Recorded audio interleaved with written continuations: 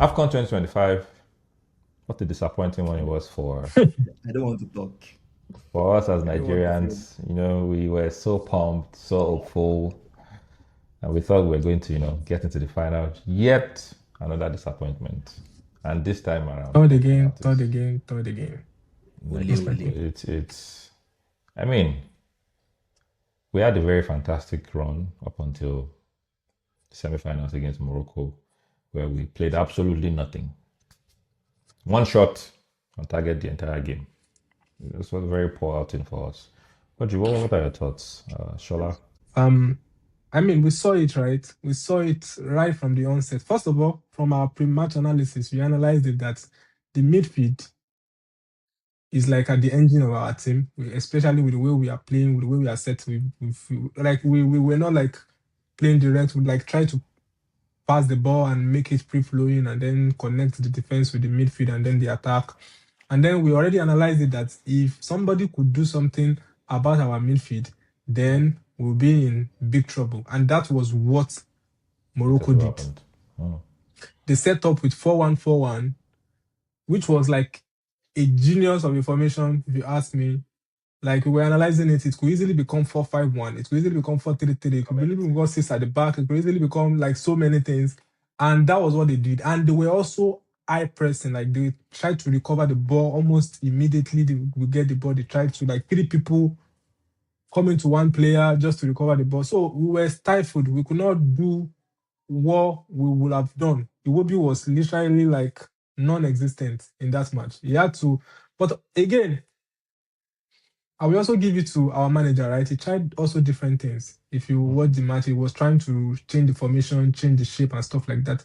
But I would say kudos to the Super Eagles of Nigeria, considering how the match actually ended, because they didn't score. Despite the fact that they had like 14 Yeah, 14 thereabout shots shots. with maybe about They 5 didn't, on target, something like that.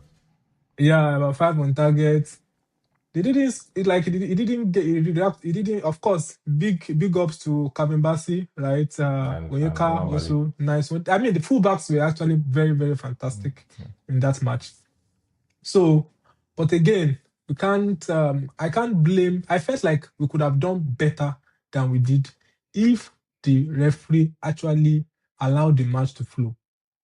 It was almost as if every opportunity we get to actually start something, they commit one foul, and then that flow stops, and of course, no yellow card for them. I felt like if they were actually 20 cautioned like minutes 1 or 2 without times, yellow card. yeah, if they were cautioned 1 or 2 times, I felt like it would have made the game even more balanced, more interesting. So, I mean, bad refereeing. It was ridiculous. It was a shambolic refereeing, if you ask me. Like, it was almost like obvious that the referee was trying to give almost all the 50-50 advantages that could have gone either ways. Like, everything was going to Morocco. Like, there were obvious yellow cards that were not awarded. And of course, it went to the penalties. And again, perhaps we could have done better, right? Because, I mean, considering that we lost to DRC on penalties, we would expect that we'll bring our best foot forward also to take penalties against this Moroccan team. But obviously, that was not the case. Chukwueze, when you think about it again, somebody was trying to compare the penalty that Messi took at the World Cup finals with the penalty that Chukwueze took. It was almost like it was similar. Very How can Messi and Chukwueze simple. be in the same conversation? No. Like the way they played the penalties was like nonchalant. It was like it was just like. But of course, Bono went the right way. Chukwueze missed. That guy was Of chewing chewing course, it gum. was chewing He was gum. doing popo. It was chewing gum. I didn't really have issue with the chewing gum because I don't Alex have Ferguson issues, but does it that a just lot. speaks It to. helps I you to don't have an calm. issue with it too. It Yeah, helps you to well, it helps you to people calm your capitalize nerves. on it. It helps you to absorb shock. But you know Nigerians are They like capitalize on it. Nigerians can be like capitalize on anything. Like, why are you chewing gum now for crying out loud? Why are you chewing gum now? And then it turned out that it was the person that was chewing gum that then I missed. Then they now miss the I like penalty. chewing gum, especially it helps me, to be honest. Chewing gum helps me to relieve myself of pressure, Stress, like yeah. personally at times. It's like it does that. It's like a magic. So I felt he was doing that just to calm himself, but it was unfortunate for him that he actually missed the penalty. But I mean, Morocco did enough to go through. I felt like the better team won, but perhaps we would have seen a different game if the referee actually allowed the game to flow. Yeah. If we allowed the game to flow, just I mean- don't even blow. Like I mean, there were about 50 something fouls in the match. Like why it was just like every foul was just like blowing his whistle. Just allow there was them to one. battle it out. I mean, let's just Bassey got a yellow card for being pulled. oh, that Onyedika was like the most ridiculous clearly thing. got the ball, and the referee blew the foul against Nigeria. So there are quite a lot of instances like that. Anyway, Yeah. So for me, I'm still 100% pissed at so many people. And I would limit them to 3. Number 1, I'm pissed at the coach. Why am I pissed at the coach? Obviously, we said it before the match started on our podcast. We said what they would want to do is choke Iwobi. And we saw it from the first minute. That was what they started doing. Iwobi was really did not really do anything in the game, at least for the first 45 minutes. He kind of picked up in the second half. But it was late. Another reason why I want to blame the coach is why would you remove what's his name? Osimhen, when you have 90 seconds left in the game. He could have stayed longer. He could have take a taken the penalty. penalty. There's this confidence when players see senior players around them take penalties. Alex Iwobi did not take one single penalty. Lukman did not take one single penalty. What's his name? Osimhen did not take one single penalty. Bassey didn't even take, even though he's He not. couldn't. Bassey's He was not the already out. best penalty taker. Of course, but when you see your big, you can't see Liverpool want to take penalty now. You won't see Salah. You can't big Hakimi was there yesterday. Was he tired? Maybe, but he was still there. You removed your main player, Osimhen, just 90 seconds left. You now brought in Chukwueze on the 120th minute to come and do what? To play penalty. That is the part. That is the part where I would blame the coach. He could have changed some things to tactically. Maybe brought on more midfielders so that there will be more people to pass the ball around before maybe launching a counter to whoever is in front. You could have even brought on Onuachu earlier for Akwa Adams. So that maybe someone will cross, he's tall, someone will cross. No, and he would score. But he did not do any of this. That is where I blame the coach. Secondly, I will blame the ref. Like Shola said, you can't the Moroccans had 22 or more fouls. And you should not issue one yellow card for 120 minutes. To nobody. It was more or less that the players knew that no matter what I do on this pitch today, I won't be carded. Because if maybe from the first half you issue a yellow card to one of their defenders or to one of their midfielders, it will slow things down. There are some tackles that I would want to make that I will remember that guy, I'm on a yellow, and if I get a second yellow, it's going to affect the team as a whole. But they didn't do any of that. There was a ball that should have been a corner. Hakimi played it out, and they gave a goal kick. These are few scenarios of multiple instances that could have gone our way. Lastly, I will blame Chukwueze. I mean, I don't buy the idea of chew gum or no chew gum. Some people chew gum for reasons best known to them. If you know, and I think to the best of my knowledge, nobody can force you to take penalties. If you are not good enough, or if you feel you are under pressure and you can't take penalties, coach, please. And the funny thing is, we the fans will not even know. It's your co-players that will know that Chukwueze don't opt out to, okay, it will be, can you come in? Or this person, can you come in? It's not a must to play penalties. Now, you played. To me, that was the most important penalty in that game because their player lost their own penalty, and it was our turn to turn the tide. If we had scored the penalty, or if he had scored that penalty, prayer would have shifted from the Nigerian players to the Moroccans. But no, instead of him scoring the penalty, he was nonchalant about it. The way he walked before he even played the penalty, the way he carried the ball, the way when he missed it, the way it just reminded me of Madueke.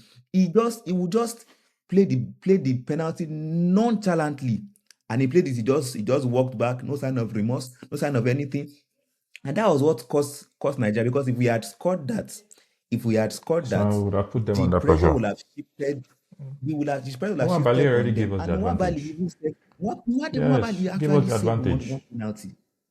But no, so that's it for me. Those are the three people I will blame. I will blame the coach. I will blame the referee. And we were even fortunate. It ended 0-0. Everything the ref tried to do to make them score, to make them win, did not work. Now it's now a game of chance. It's now a game of chance. Score and Score your win. penalty. Score and win. Nwabali has already look at this guy Bruno Emechi too. Before he even played, the keeper has already shifted. But The keeper has already shifted. So if you want, for me, am I a professional footballer? No. Can I take penalties? I don't think so. But if worse comes to us and I must take penalty, what I will do is pick a corner and play shots. yes, Because I know that if I play the shot, the marks that you do, you push it inside the net. I won't start and do all this finesse. Shola was mentioning Messi. Messi has a lot of money in the bank to play anyhow, to behave anyhow he wants to behave. He has won a lot to what has Messi is a Chukwu is the goat. one. What has Chukwu is the one with Fulham, or it's the more reason why he should put effort. Okay. So Chukwu is actually cost us, in my opinion, the penalty. That was the most important penalty, and he lost it. So that's all I have to say about it. Brown, thoughts? I mean, I will react to the two games. Egypt, Senegal, Go ahead. Nigeria, Morocco. Go ahead. First things first, the Nigerian game. The first person that takes the first person I'm going to speak about is the star boy of the game, of the match. And that person is none other than Daniel Laria, the Ghanaian center referee. Brown, That's the okay, just star before you boy go of on. that. Sorry, before you go on. Yes, Chukwueze won the UEFA Europa League with Villarreal in 2021 and the Supercoppa Italia with AC Milan. You can go ahead. Okay. Which even makes it more shameful.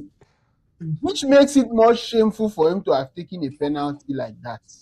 That penalty More would have shameful. been the perfect penalty if Bono had Shame. just gone this way. It's a It would have just shame. And I rebuke him for that. the only thing the most important thing for a penalty, first of all, is you have on like shot on target. Let it be on target.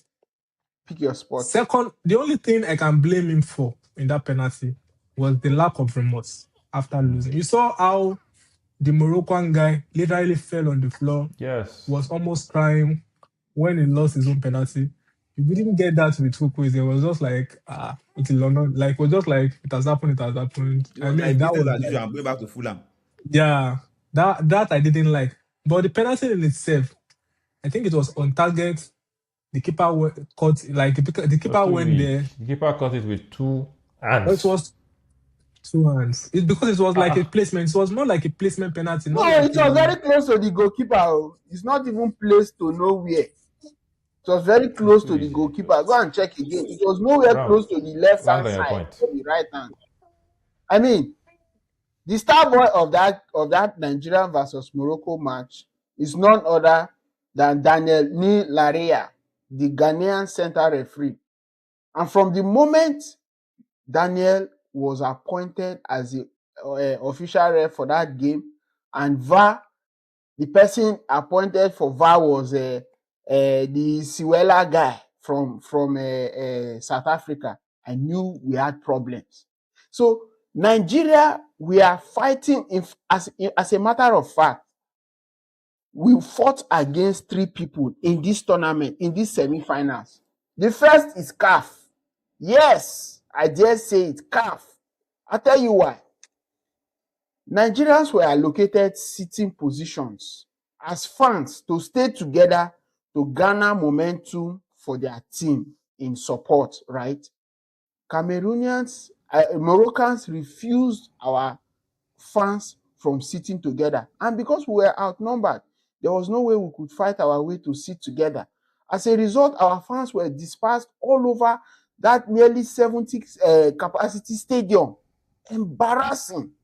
CAF needs to do better in this tournament, because if you even recall the last edition in Ivory Coast, right, you would notice that we had similar issues in Ivory Coast. So it now looks like only teams that are hosting tournaments deserve the right to win it. And football should not be so. When you host, you play well, you win. If there is a team that performs better than you, they should have the right to win the tournament. So CAF has to improve in that regard. Hosting tournaments does not give them the automatic right to win it.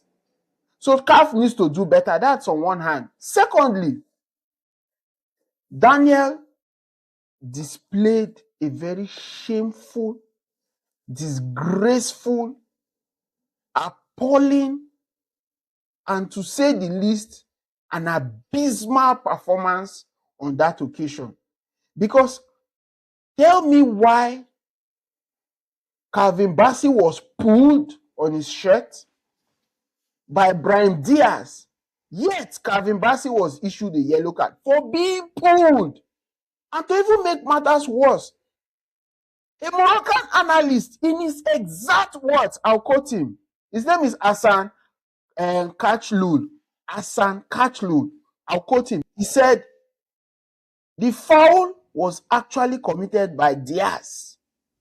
Teams should be able to appeal yellow cards. His exact words. And it is shameful that you will come out to a game. Here's the reason why I said initially that we came out to this game fighting the referee, fighting CAF, and also fighting the Moroccan team. And take nothing away from this Moroccan team, right? Before now, we already alluded to the fact that they will be a difficult side to play against, no doubt, right?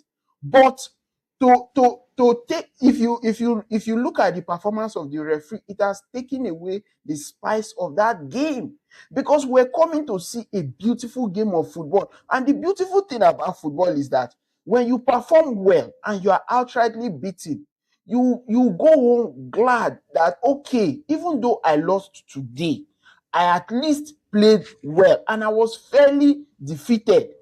So that performance in 120 minutes, in fact, one of the biggest shocker for me was not even Ashraf Hakimi kicking the ball to the corner side and then he was later on given for foul or goal kick. It's not even that one.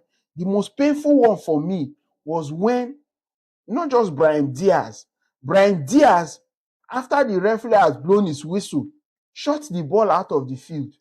He was not given a yellow card. Explain that to me. Or is it the one by Abde? That is Abde. He shot the ball after the referee had blown the whistle. No card. Or something. That what's the name of that guy? That is it those their names I cannot pronounce. Eslazui Abde. That guy. That guy threw the ball away.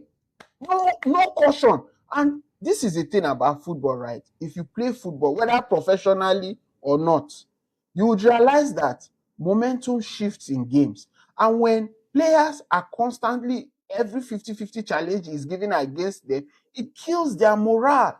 It kills the momentum of the game. And to a very large extent, it then diminishes the performance of the Moroccan team, because they were getting fouls that were undeserved.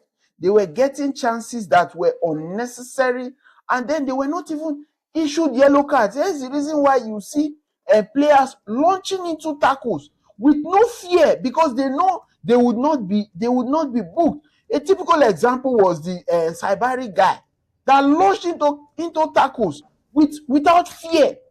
So the referee, not only am I disappointed with the officiating, I am also disappointed with CAF. And then it takes me to Chukwueze. Say all you want about Chukwueze, is this, is that, and whatnot.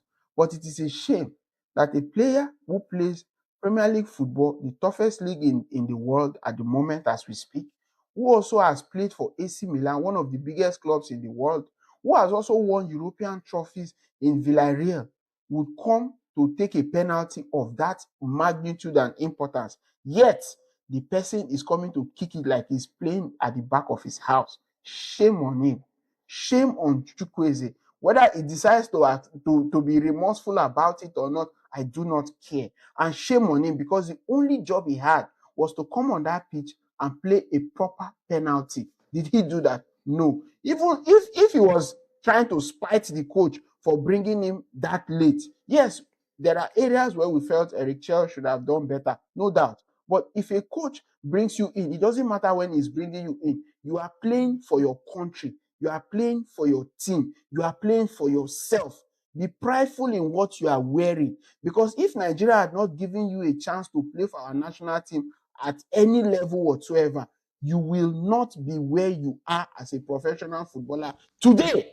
So when you are wearing that badge, wear it with pride and perform. If you do not want to take the penalty kick, you might as well step aside. So I don't care whether he was remorseful or not. It is a shame, not just to himself, but to his entire career, having gone through those kind of clubs he has gone through. It is a shame, and I feel sorry for him, because in his head, he might be thinking he's trying to spite the coach for bringing him when he brought him on. But no, sir, what you are doing is to yourself, because clubs will look at all of these factors when they choose to make a contract with you. So shame on Chukwueze for that performance. Shame on him.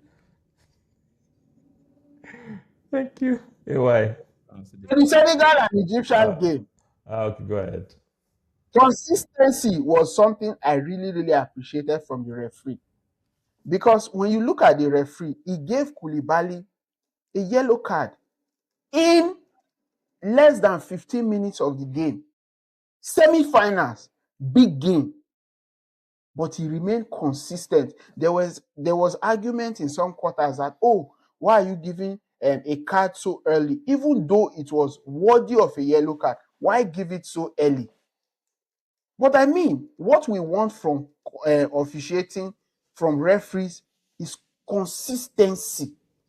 So he remained consistent all through that game, and it got to the point where if you going by what Shola said earlier, allow the game flow. He allowed the game to flow. The Egyptian game, did Egypt offer so much in that game? I don't think so.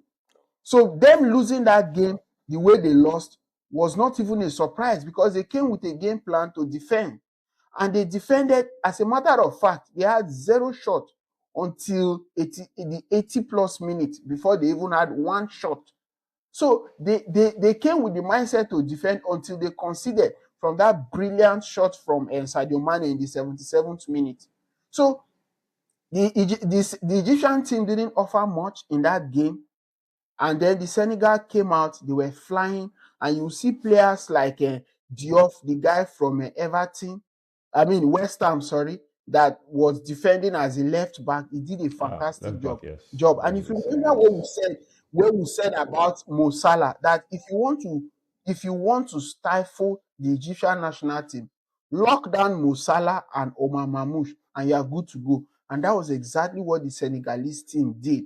They were able to lock down these two guys, and it made life easy for them. And because Egyptian team came to defend, it even made their life even more difficult. It was after they considered they were now trying to bring in attacking players when they took off their defender, the Rami Rabia, that number 5, to bring in an attacker and all of that. By then, it was already the game was already done and dusted. So yeah, good one to the Senegalese team, and I'm particularly rooting for them because I want them to go all the way. Not only are they deserving of this trophy, but they have performed they have performed very well and fairly too.